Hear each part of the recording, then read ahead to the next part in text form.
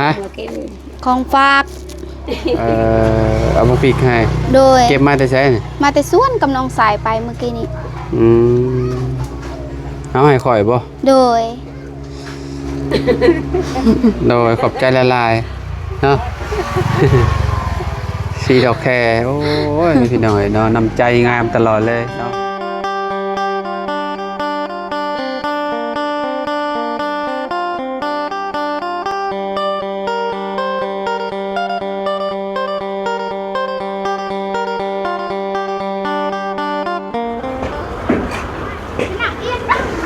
พี่น้อยเนาะกราบสบายดีเด้อพี่น้องปองปลายเบิร์สสู่ขู่สู่คนเนาะเอามาหาทางดอกแคเพิ่นก่อนพี่น้องเอ้ยเนาะเห็ดยังเด้ดอกแคนี่เนาะบายดีโดยเห็ดยังกันนะน้องอันนั้นแส่ถ้วยวัดล่างแส่ถ้วยโอ้ยเนาะ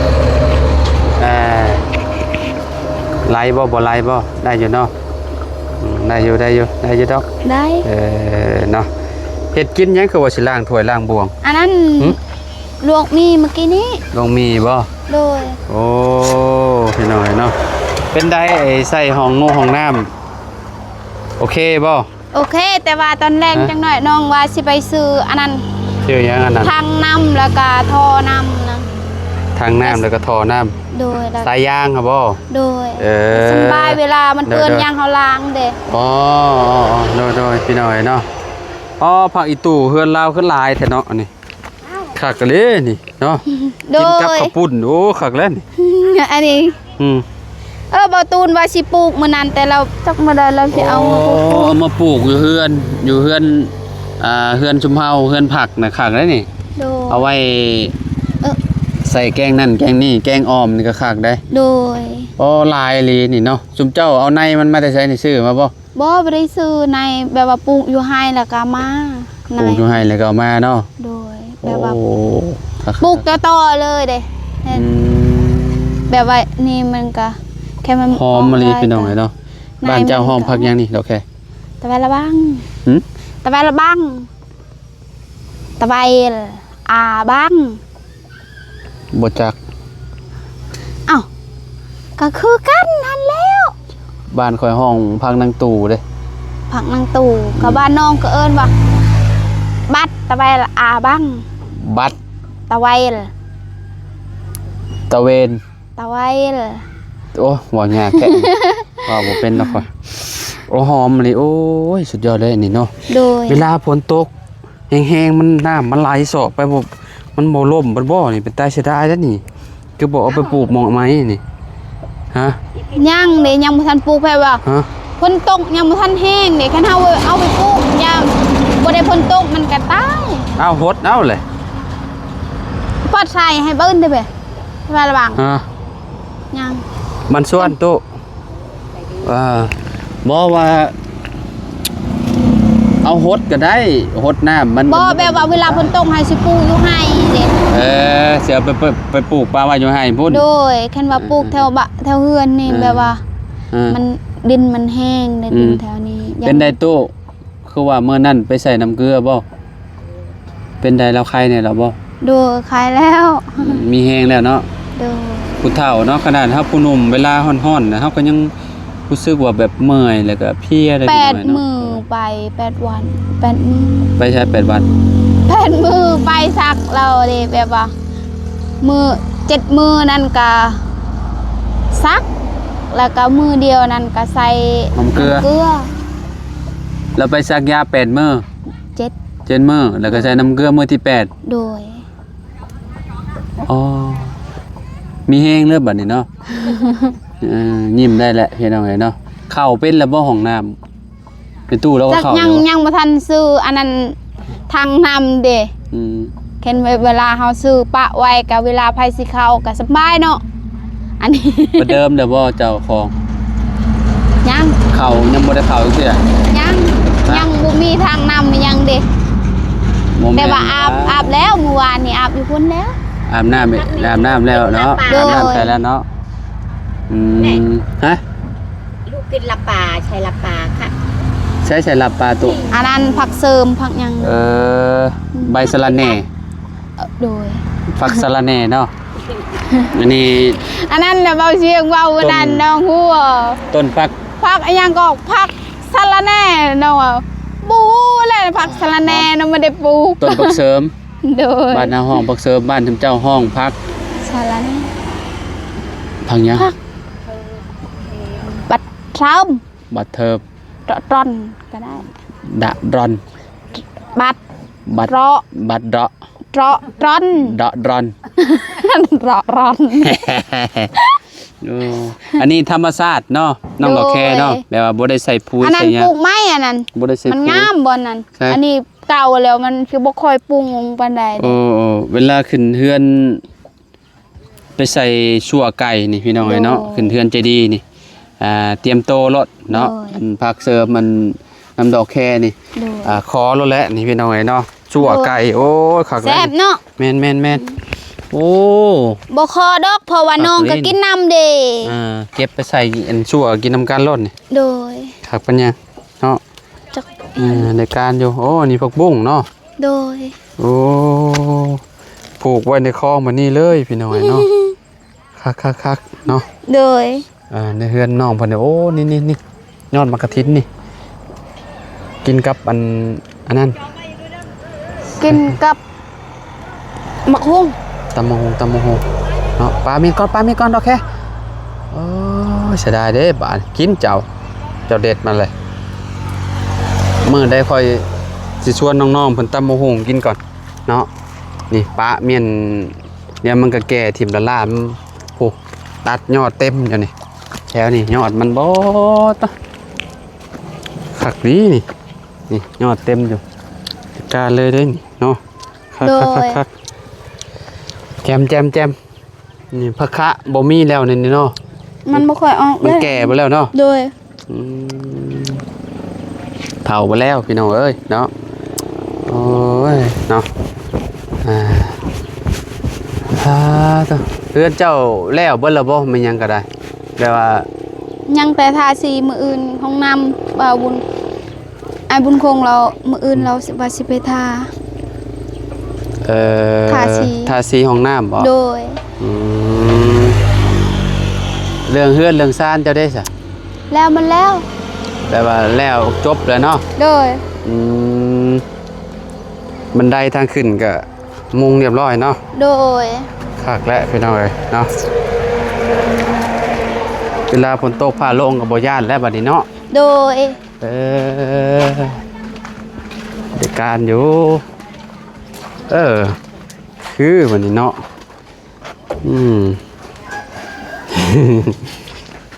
เขียนไว้แล้วว่าวันที่บ้าน สาวโสดใส่เบา ฮะบ้านสาวโสดฮะ ของฝาก เอามาปิกให้ โดย เก็บมาแต่ใช้นี่ มาแต่สวนกับน้องสายไปเมื่อกี้นี้ เอาให้ข่อยบ่ โดย โดยขอบใจละลายเนาะ สีดอกแคโอ้ยพี่น้อยเนาะน้ำใจงามตลอดเลยเนาะขอบใจละลายรู้สึกว่าแสบท้องหวนๆเลยบาดโอ้พี่น้องเอ้ย แสบกับเข้าห้องน้ กินข้าวบ่ตรงเวลานะก็มัน ำเป็นกระเพาะ อัน เนาะ นี้เรือบ่ล่ะ โดยเรือ เวลาฝนตกมาเนี่ยบ่ไหลไปบ่ไหลดอกเนาะ บ่นำมันสิไปทางพุ่นเด้มันบ่ได้ค่อยไปทางนี้ มีปูนเทเม่นเนาะเทแถวนี่เนาะเทหมองจอดรถเนาะเวลาฝนตกมันจะบ่เปื้อนเนาะ โดย เพื่อนเพิ่นก็คือสิแน่นหนากว่าเก่าอยู่คิดว่า เพราะว่ามันมีตัวยึดเด้มันมีตัวยึดตัวนี้แล้วเนาะเนาะดอกแค่เนาะ โดย แน่นแล้วบัดนี้กับมันมีอันอยู่ในกองตารางมีพื้นเด้น้องเลี้ยงเรายังนอนอยู่น้ำเจ้าเห็นบ่ เมื่อวานนี้บ่ได้นอนน้องสายนอนอยู่นี่เราบ่ได้นอนเมื่อคืนนี่เรานอน2-3 มื้อแล้วเนาะ เอาน้องไซมานอนอยู่นี่ โดยเมื่อวานนี้ เพิ่นนอนนํเจ้า โดยเรามาลิ้นแล้วก็แบบว่ามันค่ำเราก็เลยว่านอนเลย เออมันค่ำเนาะ โดย แล้วก็เลยนอนนี่น้องเลี้ยงเพิ่นไปนอนอยู่ไสซะ นอนอยู่เรือนเราเอง เออคือเพิ่นเว้าว่าเพิ่นมานอนนํเจ้าหลายมื้อแล้วซะ โดย2-3 มื้อแล้วเรามานอนแล้วเมื่อวานนี้ใส่มานอนอยู่นี่เราก็เลยแบบว่ายานบ่อยากเบียดกันเด้มันร้อนเนาะ อืม ก็เลยเรานอนเรือนเราเอง โดยเนาะกะเนาะช่วงเพิ่นบ่มีเรือนมีซ่านเพิ่นก็สิได้นี่แหละเพิ่นมาเพิ่งพาอาศัยเนาะน้องดอกแค่น้องแค่เพิ่นก็ให้นอนตลอดแหละบ่ว่าสิเป็นแม่น้องใจดีเนาะแต่ก่อนก็ได้ที่ว่าเพิ่นมาเพิ่งพาอาศัยเนาะแต่ว่าทางเฮือนน้องดอกแค่เพิ่นนี่ก็มีหลายคนเด้บางทีก็สาวกงมีก็เคยมานอนเนาะ โดย แต่ของมื้อนี้ชาวกงมีบ่ได้ค่อยมานอนแล้วเนาะนอนอยู่เฮือนเราเนาะ โดยเรานอนเรือนเราเอง แล้วก็ไผที่ว่าเคยมานอนเฮือนเจ้านี่ มีแต่แม่จะดีแล้วก็น้องเลี้ยงกับอันนั้นกกเสากงมี สาวกงมีเนาะ โดย กงมีหรือกองมี กองมี กองบ่ โดย บ่แม่นกงติ บ่กอง เรียกว่าก ก องมี กองมี โดย กองมี ก เนาะ อง กองอากาศ กองมี สาวกองมีเนาะโอเคเป็นได้เฮือนน้องเพิ่นเนาะหลังจากที่ติดติดบ้านไปแล้ว งาม งามอยู่เนาะ โด โอย เคอยู่เนาะทาสีกับไปแฮงสิ โดย โอเคกว่า อัน นี้ นี้ เนาะ เห็นว่าใส่หมดอิหยังก็ แม่พาซาร่า โดยแล้วกะเทพื้นอิหยังก็งามเนาะ แม่น ซำนี้ยังงามเห็นแล้วมันแล้วก็แฮงสิงามกว่านี้ สุดเท่านั้นเนาะ โดย เนาะก็คือว่าแหละบุญฮอดจอดเทิงแหละพี่น้องทางน้องเพิ่นก็สิได้มีเฮือนดังงามๆอยู่แหละเนาะดีมุกดีใจน้ำเพิ่นหลายๆเนาะทางดอกแค่ก็โอ้ยเนาะได้มีห้องนุ่งห้องน้ำใช้แล้วเนาะ โดย ก็สิบ่ได้แล่นไปป่าและป่านี่บ่ได้แล่นไปจับงูอยู่กกไม้ ตะกี้ยังว่าไปป่าไปหยังแบบโอ้ยพี่น้องเนาะญาติว่าซั่นเนาะไปกับบางทีไปเหยียบงูเหยียบหยังเนาะ โดย ยามฝนตกเนาะยามนี่แหละเนาะ ย้ำนี่แหละ แต่ก็ลงไปกลางคืนก็ต้องเบิ่งเนี่ยแหละเนาะ โดย ยันมันงูเหี่ยวเกี่ยวกับปอมแล้วมันป่ามันจะโคกเนี่ยเลยมัน โดย มื้อนั้นอ้ายลงไปยังเจองูอันนั้นงูสิงมันแล่นหน้าจวดไปเลยป้าโตว่ะลงไปถ่ายเจ้าตอนเจ้าอันตัดอันนั้นอยู่ในหันเด้ โดย มื้อที่ข่อยลงไปได้ข่อยเว้าหั่นเด้เนาะงูเห่างูเห่าแล้วมันอยากมีอยู่เด้เนาะ โดย เป็นตู้ก็บ่ต้องไปเข้าป่าแล้วบัดนี้อันเวลาอันถ่ายนักถ่ายเบ้าเนาะพี่น้องก็สอนลาวแหละเจ้าก็ได้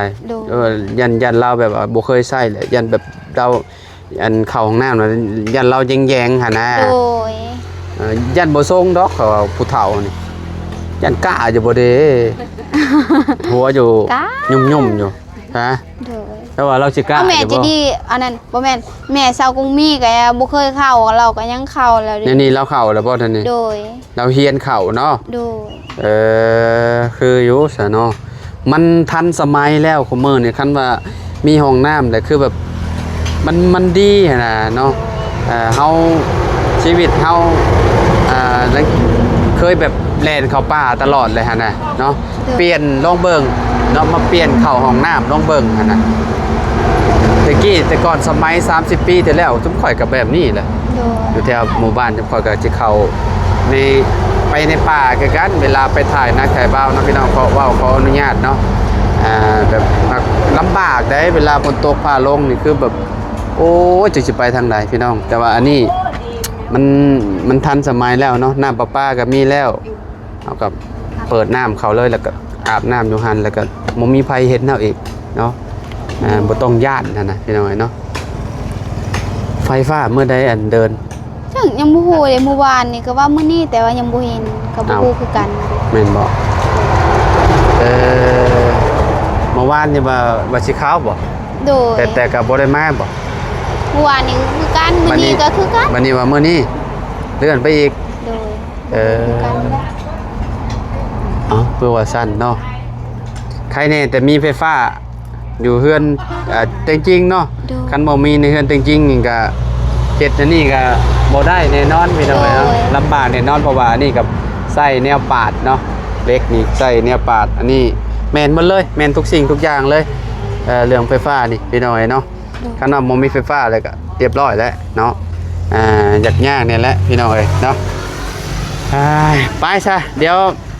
ไปปาดเลยเด้อ โดย ไปพ่อกันใหม่ดีใจนำดีใจนำ โดยขอบ ฮัด ใจ เข่าให้มันเป็นเด้อของน้ำเด้อ โดย ขอบใจเด้อขอบใจเด้อบอกว่ามีห้องน้ำให้ใช้แล้วที่สิไปเข่าอยู่ป่าอยู่ซ้อนว่าซ้อนเมตู้น้ำแหละ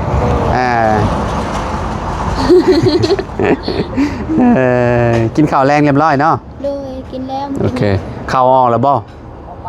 ข้าวที่ซักนะ บ่ได้ไปเบิ่ง หนูกินบนหลับจัก แบบว่าโตที่ หึ โตที่มันเคี้ยโตกันยัง บางอันมันก็เจาะบางอันมันก็คูดกินบางอันมันก็บ่ได้คูดเนาะ โดย โอเคไม่น้อยเนาะไปชายไปเนาะเมินจังหวะกันใหม่พี่น้อยเนาะสบายดีเด้อแค่เด้อสบายดีตู้เด้อโอเคสบายดีขอบใจหลายเด้อให้มักพริกเด้อพี่น้อยเนาะเนาะยังได้กะอยู่ดีมีแฮงขอบคุณหลายๆพ่อแม่พี่น้องที่มาหาชมคลิปเด้อพี่น้องเด้อเนาะทางน้องดอกแค่เพิ่นกะมีห้องน้ำใส่แล้วถือว่าเป็นการดีแหละพี่น้องเนาะก็ดีใจนำครอบครัวน้องเพิ่นหลายๆเนาะเฮาก็ดีใจนำซุมเพิ่นแล้วก็ดีใจนำใจดีนำเนาะเพิ่นมีเฮือนมีซานลังงามๆอยู่แบบนี้แหละพี่น้องเนาะพอกันคลิปหน้านะสำหรับคลิปนี้ไปแล้วพี่น้องพอกันมื้ออื่นบ่เด้อพี่น้องเด้อเนาะสบายดี